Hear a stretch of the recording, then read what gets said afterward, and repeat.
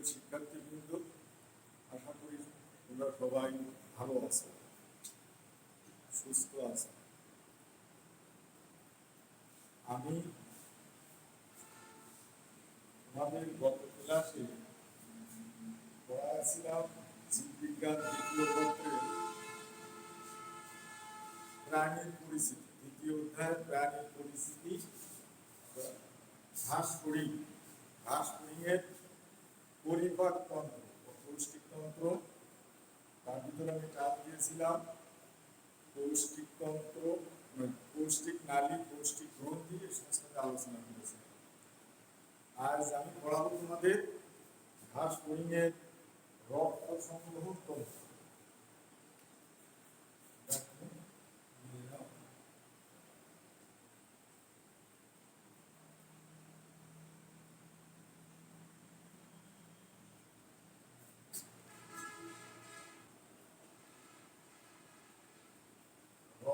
সংবহন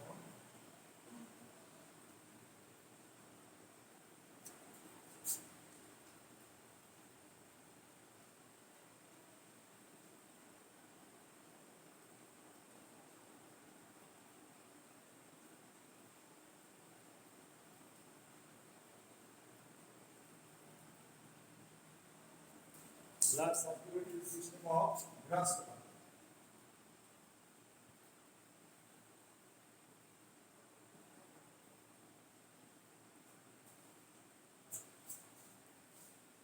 Blood circulatory system of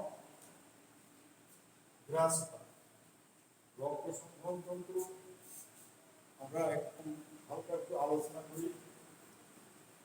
যে তন্ত্রের মাধ্যমে রক্ত দেহের ভিতর দিয়ে সঞ্চালিত হয় তাকে সংবহন তন্ত্র বলে। ঘাসফড়িংয়ের রক্ত সংবহন তন্ত্র সাধারণত মুক্ত ধরনের ল্যাকুলার অনুন্নত। এখানে কোনো শিরা ধমনী বা কৈশিক তালিকা এর ভিতর দিয়ে রক্ত সংবাহিত হয় না। মুক্ত বলতে দেহ গহ্বরের ভিতর দিয়ে রক্ত সংবাহিত হয়, অর্থাৎ এই হিমোসিল, এদের দেহ গহ্বরটার নাম হিমোসিল, অপ্রকৃত দেহ গহ্বর, যার ভিতর দিয়ে এখানে রক্ত, বিশেষ করে কিছু সাইনাস আছে, শাখা প্রশাখা আছে, এর ভিতরে শাখা সাইনাস গহ্বর, এর ভিতর দিয়ে রক্ত সংবাহিত হয়, অর্থাৎ ওপেন অর ল্যাকুনার টাইপ। এদের রক্ত সংবহন তন্ত্র মুক্ত বা ল্যাকুনার টাইপ বলা হয়। রক্ত সংবহন তন্ত্র সাধারণত দুই ধরনের, আমরা একটু আলোচনা করে যাই।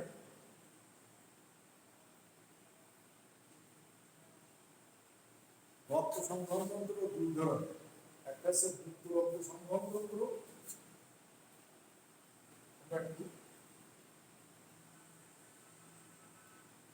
আমি সংক্ষেপিত মুক্ত ওপেন ব্লাড সার্কুলেটরি সিস্টেম, আর একটা হচ্ছে বদ্ধ রক্ত সংবহন তন্ত্র। বদ্ধ, আমি সবটা লিখতে গেলে পারবো না। মুক্ত রক্ত সংবহন তন্ত্র ওপেন সার্কুলেটরি সিস্টেম, এখানে কোনো শিরা, ধমনী, কৈশিক তালিকা নেই, দেহ গহ্বরের ভিতর দিয়ে রক্ত সংবাহিত হয়। সাধারণত এটাকে আর্থ্রোপোডা পর্বের প্রাণী, মলাস্কা পর্বের প্রাণী, এদের এই ধরনের রক্ত সংবহন তন্ত্র দেখা যায়। উদাহরণ আর্থ্রোপোডা পর্বের, আর্থ্রোপোডা পর্বের আমরা কিন্তু ভাগ করি আরশোলা, চিংড়ি, কাঁকড়া, যত সব এই জাতীয় আর্থ্রোপোডা, মশা, মাছি, সব আর্থ্রোপোডা পর্বের প্রাণীর রক্ত সংবহন তন্ত্র মুক্ত ধরনের। আবার আর্থ্রোপোডা পর্ব, আর্থ্রোপোডা,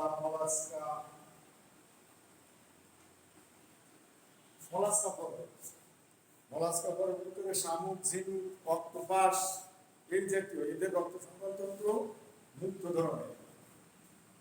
বদ্ধ রক্ত সংবহন তন্ত্র কাকে বলে একটা আলোচনা, যাতে যে সমস্ত প্রাণীদের রক্ত শিরা, ধমনী, হৃদপিণ্ড, কৈশিক তালিকা, এই জাতীয় ভিতর দিয়ে প্রবাহিত হয় বদ্ধ অবস্থায়, কোনো দেহ গহ্বরের ভিতর দিয়ে প্রবাহিত হয় না, তাকে বলা হয় ক্লোজ টাইপ, বলা হয় বদ্ধ রক্ত সংবহনতন্ত্র।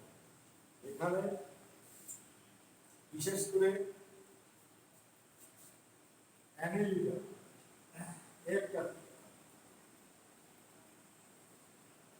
অ্যানিলিডা কর্ডাটা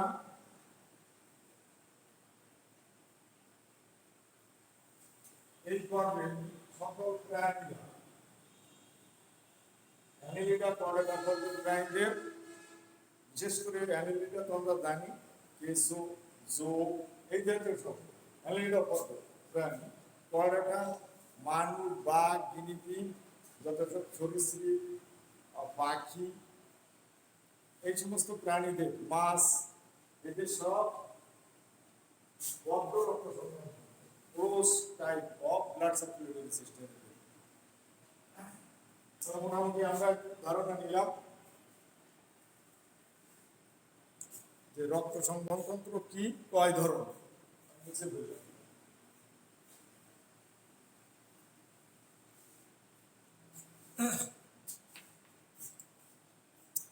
এইবার আমরা ঘাস ফড়িংয়ের রক্ত সংবহন তন্ত্র, এইটা হতে গেলে কি, ঘাস ফড়িংয়ের রক্ত সংবহন তন্ত্রে যে ইগুলা আছে, বিশেষ করে রক্ত সংবহন প্রক্রিয়া করতে গেলে কি দরকার, হিমোলিন। আমরা একটু দেখি কি কি নিয়ে। হিমোলিন,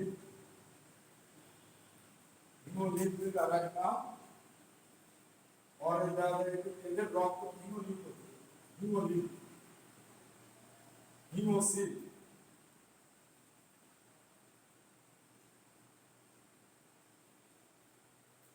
ঘাস ফড়িংয়ের রক্ত সংবহন তন্ত্র হিমোলিন, হিমোসিল আর হৃদযন্ত্র বা হৃদপিণ্ড।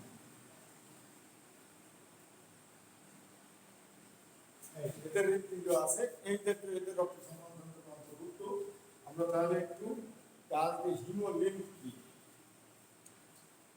হিমোলিন ঘাস ফড়িংয়ের এই হিমোলিন শব্দটি এখানে আমরা একটু আলোচনা করি। হিমোলিন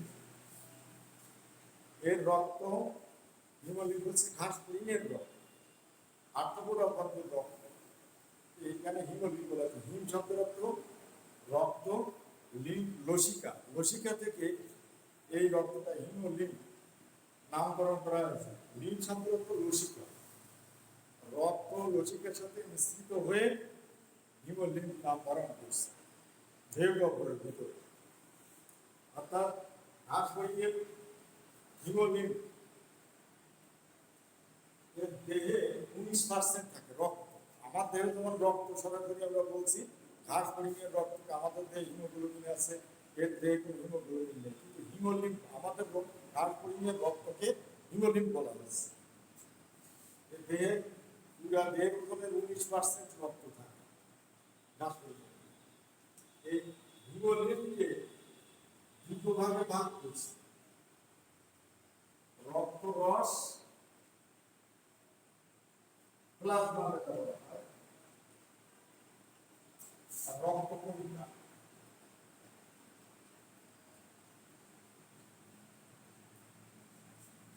হিমোসাইট, রক্তকণিকাকে এখানে হিমোসাইট,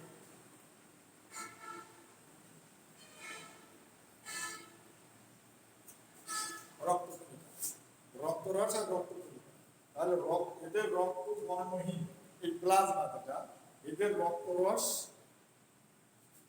হিমোলিন হচ্ছে রক্ত, আমি ব্র্যাকেটে রক্ত দিয়ে দিলাম, আমাদের যেমন রক্ত, ওদের রক্তরস, প্লাজমা, রক্তকণিকা দুই ভাগে ভাগ করছে। রক্তরস সাধারণত বর্ণহীন, স্বচ্ছ বর্ণহীন তরল অংশ, এতে পানির পরিমাণ প্রায় 70% পানি থাকে, বাকি থাকে খনিজ লবণ, খাদ্য সার, স্নেহ, রেশম পদার্থ, এই ক্ষেত্রে প্লাজমা থাকে। আমরা আসি রক্তকণিকা।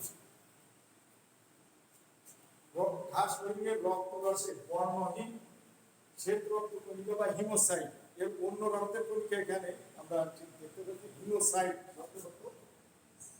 শ্বেত রক্তকণিকা বর্ণহীন। হিমোসাইট থাকে।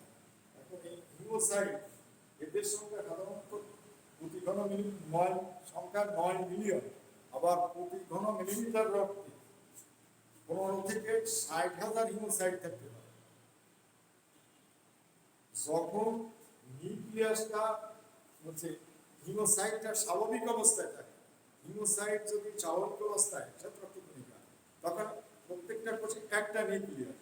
যদি হিমোসাইট বা শ্বেতরক্তকণিকা অস্বাভাবিক অবস্থায় থাকে, তখন একটা অসংখ্য নিউক্লিয়াস থাকতে পারে। বিভিন্ন বিজ্ঞানী বিভিন্নভাবে হিমোসাইট কারো কারো মতে বলছেন, কেউ বলছেন যে 3 প্রকার, কেউ 4 প্রকার। বিশেষ করে R9 এই রক্তকণিকা হিমোসাইট।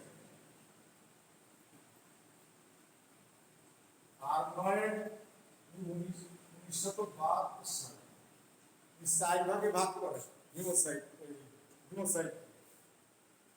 হিমোসাইটের প্রকারভেদ 4 ভাগে ভাগ করে। 1 নম্বর, আমি সব লিখলাম না, শেষ করতে পারবো না, একটু বড়। হিমোসাইটটা 4 ভাগে। 1 প্রোহিমোসাইট, তোমরা লিখে নিতে পারো। 1 নম্বর প্রোহিমোসাইট, 2 প্লাজমোটোহিমোসাইট, 3 কিভাবে আছে তোমরা প্লাজমোটো, 4 গ্রানুলোসাইট, 4 সাধারণত এক্সপেরিয়াল কোষ। ঘাস ফড়িংয়ের রক্তে কোনো হিমোগ্লোবিন নাই, কোনো শ্বাস সংযোগ বা শ্বসন সংযোগ নাই, এর ফলে এরা শ্বসনে অংশগ্রহণ করে না। ঘাস ফড়িংয়ের রক্তে কোনো শ্বাস সংযোগ বা শ্বসন সংযোগ নাই, যার ফলে এরা শ্বসনে অংশগ্রহণ করে না। তাহলে আমরা হিমোগ্লোবিন জানলাম। হিমোগ্লোবিনের কাজ মানে রক্তের কাজ। ঘাস ফড়িংয়ের হিমোগ্লোবিন বা রক্তের কাজ,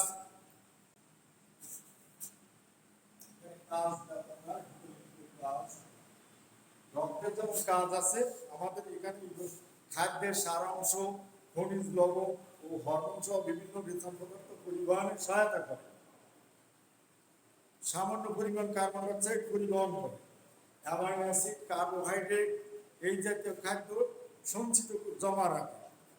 হিমোসাইটগুলো দেহের ফ্যাগোসাইটোসিস প্রক্রিয়ায় ওদের দেহে যদি কোনো জীবাণু প্রবেশ করে, তাকে ধ্বংস করে। রক্ত তঞ্চনে, তঞ্চন শব্দের অর্থ জমাট বাঁধা। রক্ত জমাট বাঁধায়, ক্ষত নিরাময়, পানীয় কোষীয় তরলের অভিস্রবণী চাপের ভারসাম্য রক্ষা করে।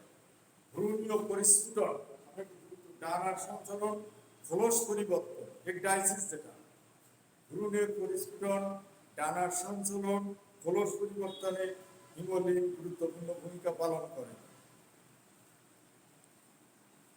তাহলে আমরা হিমোগ্লোবিন আলোচনা করলাম, আমি এটা হচ্ছে দিলাম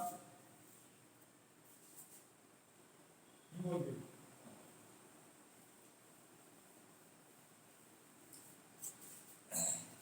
হিমোসিল, আমরা একটু হিমোসিলটা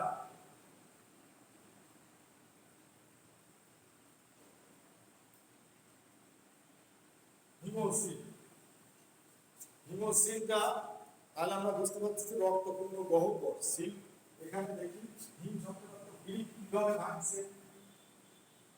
হিমোসিল গ্রিক ভাষায় ভাঙছে হিমো, ছোট হাতের দিয়ে আমরা HAEM, হিমো। হিমো শব্দটা তো ব্লাড বা রক্ত।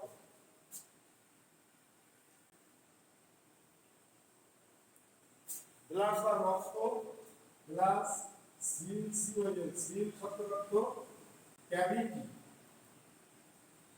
ক্যাভিটি শব্দের অর্থ গহ্বর।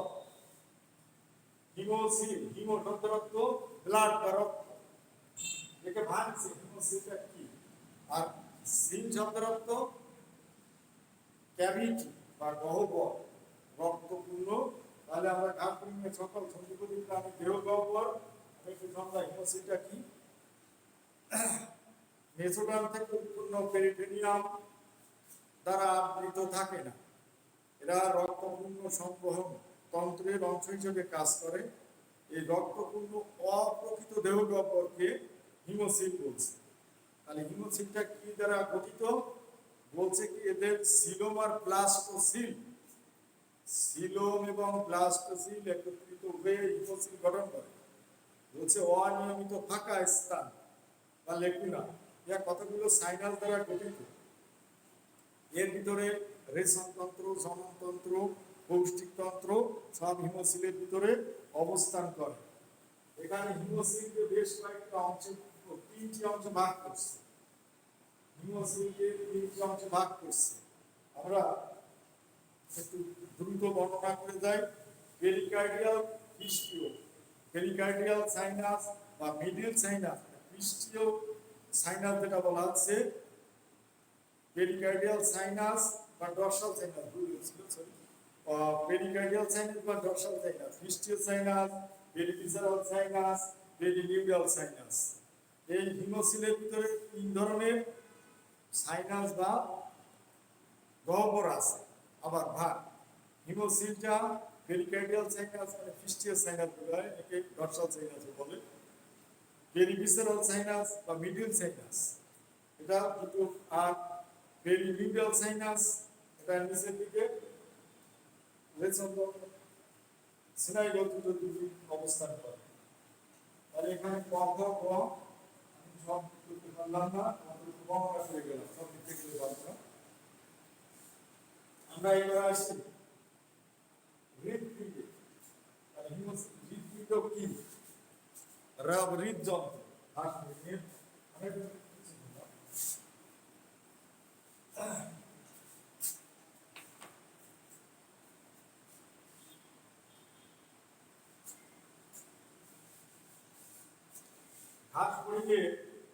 হৃদযন্ত্র এটা কোথায়? পেরিকার্ডিয়াল, দেহের পৃষ্ঠীয় অংশে অবস্থিত, পৃষ্ঠীয় সাইনাস। 7টি প্রকোষ্ঠে বিভক্ত। ঘাসফড়িঙের হৃদপিণ্ড 7টি প্রকোষ্ঠে বিভক্ত। এটা লম্বালম্বিভাবে পৃষ্ঠ অবস্থান করে সারিবদ্ধভাবে। এদের সম্মুখ প্রকোষ্ঠকে অ্যাওয়ার্টা বলা হয়, যা সাইনাসের ভিতরে মস্তকের সাইনাসের সম্মুখ অ্যাওয়ার্টা, আর পশ্চাৎ অ্যাওয়ার্টা আছে, অধমনি বলা হয় তাদের। এই 7টা প্রকোষ্ঠ অ্যালারি পেশি দ্বারা সংযুক্ত পৃষ্ঠীয় সাইনাসের ভিতরে অবস্থান করে।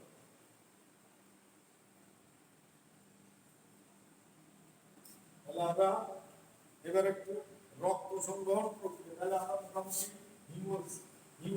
হিমোসিল হৃদপিণ্ড আলোচনা করলাম।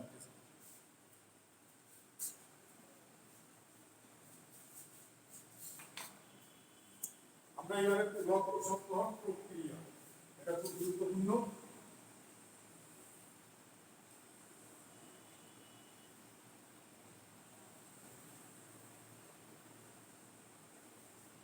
mechanism of blood circulation. Mechanism of blood circulation.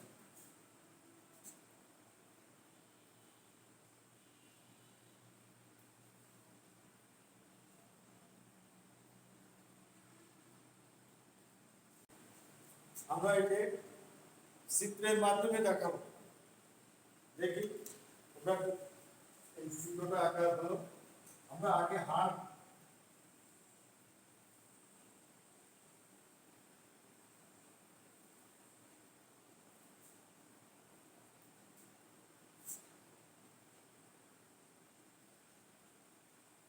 একটা ঘাস করে নিয়ে বাইরের অংশ,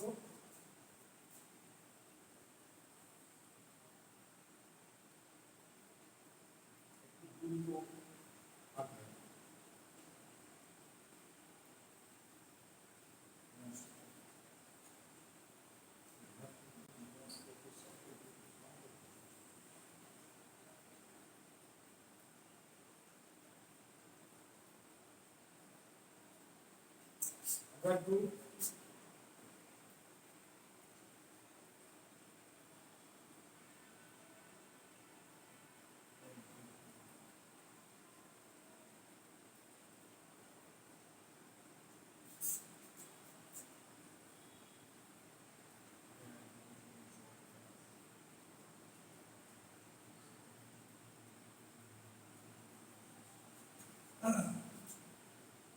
দেখছি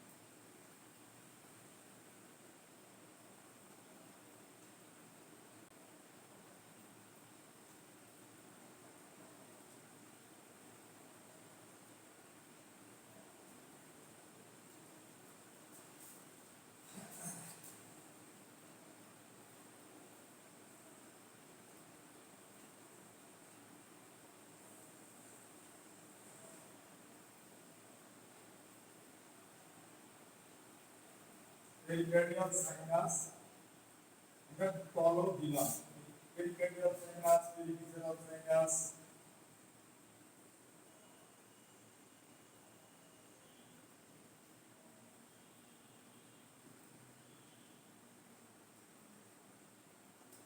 এই অংশটা পেরিনিউরাল সাইনাস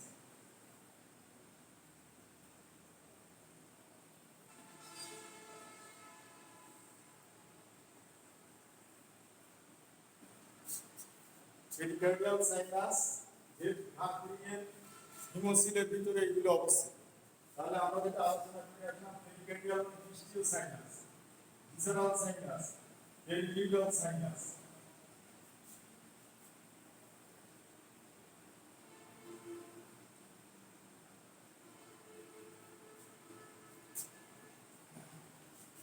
যেমন এটাও কোয়াক্সা কার্ড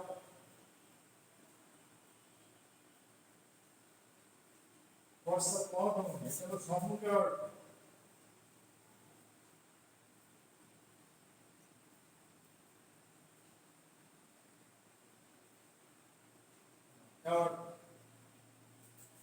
সম্মুখ মহাধমনী পশ্চাৎ মহাধমনী এই খেলারই বেশি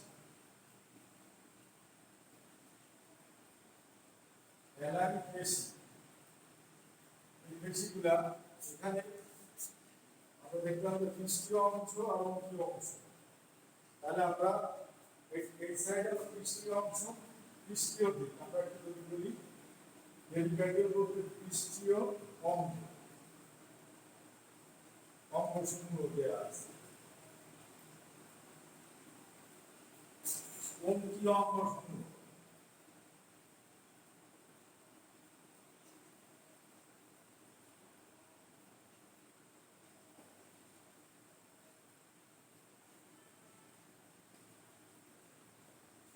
তাহলে আমরা হাড় ফুরিয়ে রক্ত সংবহন প্রক্রিয়ায় যেটা আমরা দেখলাম এই ধরনের এবার একটু আলোচনা করি হাড় ফুরিয়ে 7টা হৃদযন্ত্র আছে এখানে হিমোসিলের ভিতরে এই ঘটনাগুলো ঘটতেছে যে সম্মুখটা এখানে আমরা খেয়াল করে দেখি 3টা sinus pericardial sinus perivisceral sinus perineural sinus অর্থাৎ এই হৃদযন্ত্রগুলা পেরিকার্ডিয়াল সাইনাসের ভিতরে অবস্থিত 7টা হৃদযন্ত্র তার সম্মুখের মস্তকের সাইনাসের ভিতরে অবস্থিত সম্মুখটা আমরা এখানে মস্তকের সাইনাস দিই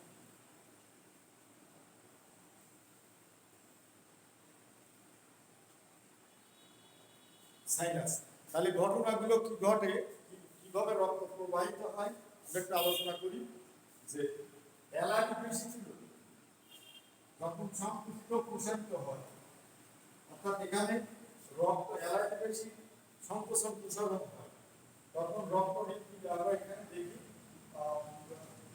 রক্ত হৃদপিণ্ডের ভিতরে ঢুকে যায় অর্থাৎ যদি বলা হয় এখানে কিভাবে মস্তকের সাইনাস থেকে এখানে ঘটনাগুলো ঘটতেছে পেরিভিসারাল সাইনাস হয়ে আমরা এখানে আরো একটু খেয়াল করি অ্যালার্জি পেশি সংকোচন প্রসারণের ফলে রক্ত এই পেরিভিসারাল সাইনাস থেকে পেরিকার্ডিয়াল সাইনাসে প্রবেশ করে এই সাইনাস মেইনলি এটা পেরিনিউরাল সাইনাস থেকে আসে রক্ত, কিন্তু মেইনলি অ্যালাইড পেশি সংকোচন প্রসারণ করে এই রক্ত, এই অক্সিজেন যেটা পেরিকার্ডিয়াল সাইনাস।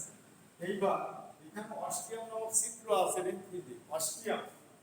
এই যখন পেরিকার্ডিয়াল সাইনাসটা রক্ত দ্বারা পূর্ণ হয়ে যায় তখন এই আর এটা হৃদপিণ্ড প্রসারিত হয়, তখন রক্ত অস্টিয়াম দিয়ে দিয়ে ভিতরে ঢুকে যাবে হৃদযন্ত্রে, সমস্ত হৃদযন্ত্রগুলো রক্তপূর্ণ হয়ে যাবে।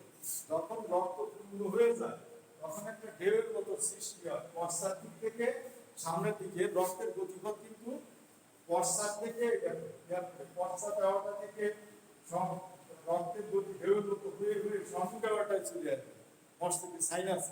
এখান থেকে রক্ত মহাধমনী দিয়ে আবার পেরিভিসারাল sinus, পেরিভিসারাল visceral sinus, perivisceral sinus হয়ে দেহের বিভিন্ন জায়গায় পৌঁছে যাবে।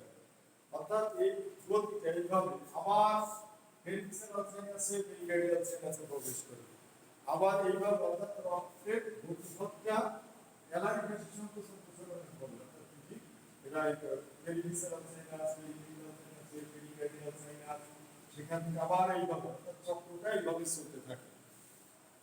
তাহলে মোটামুটি আমরা রক্তের যে রক্ত সংবহন প্রক্রিয়াটা যে পিছন থেকে সামনে দিকে একটা রক্ত পিছন থেকে সামনে আসছে বর্ষা দেওয়াটা থেকে আমরা দেখি যেভাবে হয়ে হৃদযন্ত্রের ভিতর দিয়ে সম্মুখ দেওয়াটা এসে পেরিভিসারাল সাইনাস, এই ফাঁকা জায়গা, এই পেরিভিসারাল সাইনাস দেহের বিভিন্ন জায়গায় যাচ্ছে, আবার পেরিকার্ডিয়াল সাইনাস। আমি বারবার একটু আলোচনা করছি। অর্থাৎ রক্ত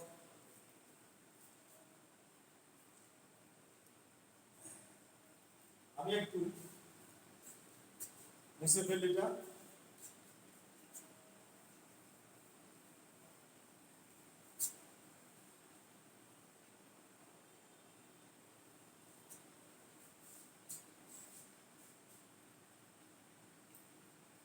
রক্ত সংবহনে প্রবাহ চিত্রটা আমি আবার এক নজরে একটু দিয়ে দিই, তাহলে তোমাদের বুঝতে ভালো হবে। রক্ত সংবহনে প্রবাহ চিত্র কিভাবে সে এক নজরে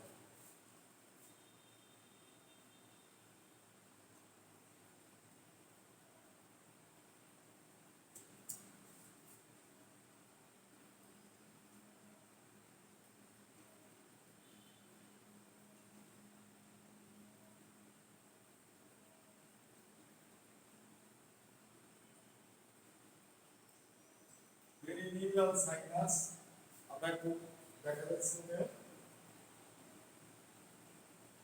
পেরিভিসারাল সাইনাস,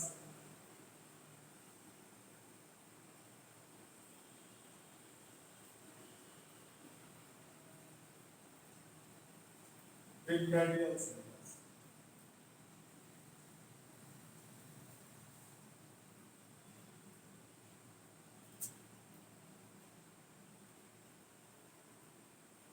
পেরিকার্ডিয়াল সাইনাস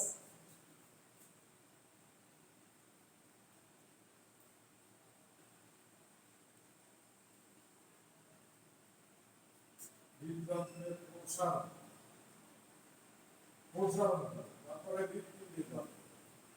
হৃদযন্ত্রে ঢুকবে বা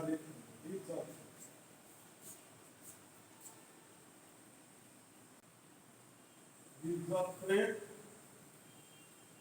সংকোচন প্রসারণ হলে ঢুকতেছে, সংকোচন হলে দেওয়াটা মহাধমনী সম্মুখ মহাধমনী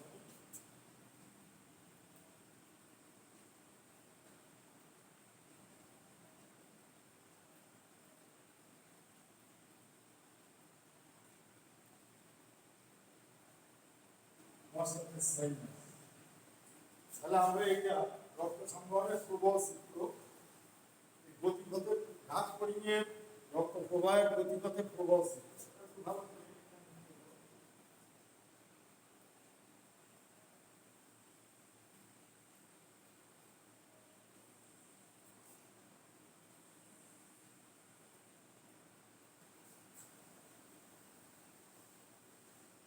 রক্ত প্রবাহের গতিপথের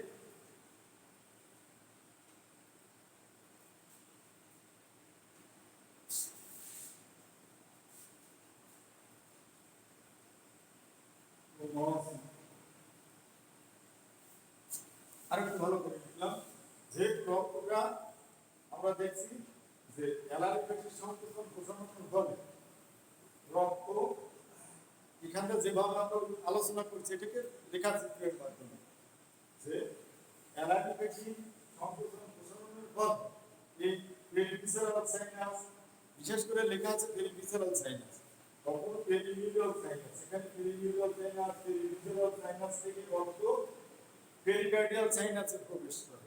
এই পেরিকার্ডিয়াল সাইনাস খেয়াল করে তোমরা পেরিভিসেরাল সাইনাস, পেরিভিসেরাল সাইনাস, এইভাবে এই সাইনাসগুলো থেকে ফাঁকা জায়গা থেকে রক্ত পেরিকার্ডিয়াল পৃষ্ঠীয় সাইনাস, পেরিকার্ডিয়াল বলতে কার্ডিয়াল যন্ত্র হৃদযন্ত্র আছে এখানে, কার্ডিয়াল যন্ত্র হৃদযন্ত্র, পৃষ্ঠীয় সাইনাস, পেরিকার্ডিয়াল সাইনাস, এখানে হৃদযন্ত্র, এই হৃদযন্ত্রের ভিতরে ওখানে রক্ত অ্যালার্জি পেশি সংকোচন প্রশমনের ফলে এই হৃদযন্ত্রের রক্ত, হৃদযন্ত্র যখন প্রসারিত হয় অস্টিয়ামকে রক্ত হৃদযন্ত্রের প্রসারণা ঢুকে পড়ে, এই যে হৃদযন্ত্র।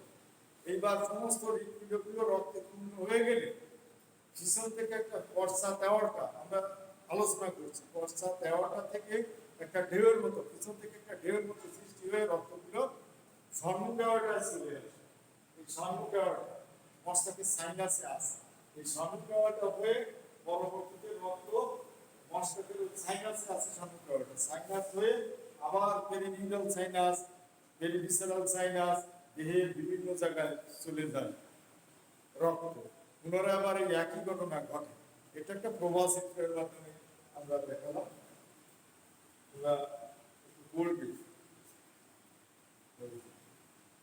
বিশেষ করে এখানে হৃদযন্ত্রের একটা অস্টিয়াম আছে, তোমরা খেয়াল করে দেখবা অস্টিয়ামটায় ছিদ্র আছে।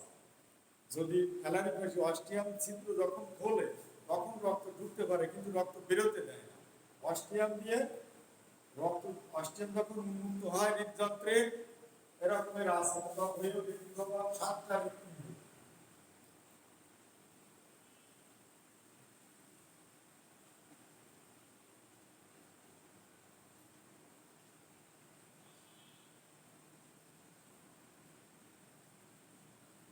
অর্থাৎ এরকম ফাঁকা আছে, এরকম এগুলো হচ্ছে অস্টিয়াম বলা হয়। অস্টিয়াম বলতে ছিদ্র। এই হৃদযন্ত্রে, এই সাতটা হৃদযন্ত্রে এরকমের আছে, এই রক্ত ঢুকতে পারে কিন্তু অস্টিয়াম বন্ধ হয়ে গেলে রক্ত বেরোতে পারে না। অস্টিয়ামের কাজ বন্ধ এবং খোলা, এই অস্টিয়ামের কাজ প্রত্যেকটা হৃদপিণ্ডে, সাতটা হৃদপিণ্ডে এরকমের অস্টিয়াম বন্ধ খোলা খুলো।